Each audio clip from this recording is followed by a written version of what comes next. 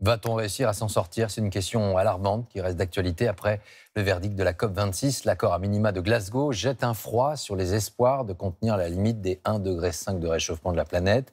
Les pays les plus fragiles, premières victimes de la crise climatique, se sentent une nouvelle fois bien seuls ce soir. Mathieu Boisseau, Léna Soudre. Parce qu'ils subissent déjà au quotidien les catastrophes du changement climatique, les pays vulnérables attendaient beaucoup plus de cette COP26.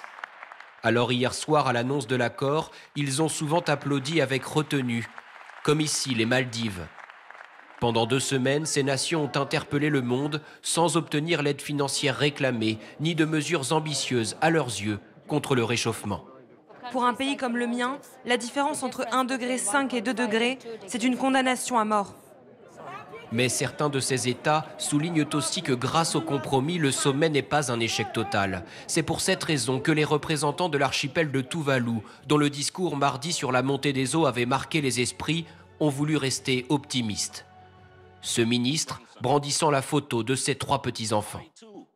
Je vais pouvoir leur dire que Glasgow a fait la promesse de les protéger dans le futur. Ce sera le meilleur cadeau de Noël. Les organisateurs britanniques de la COP se félicitent du résultat. Jusqu'au bout, les négociations ont été tendues entre les 197 pays.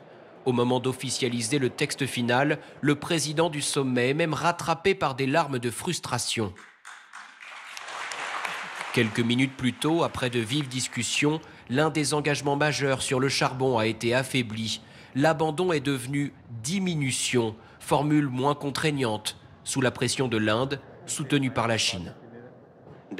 Les pays en développement ont le droit à leur part équitable du budget carbone mondial et un usage responsable. Malgré de nombreux désaccords, les pays veulent aussi retenir les avancées de ce sommet, et notamment un engagement inédit sur les énergies fossiles ou encore le renforcement dès l'année prochaine des promesses sur la réduction des émissions de carbone.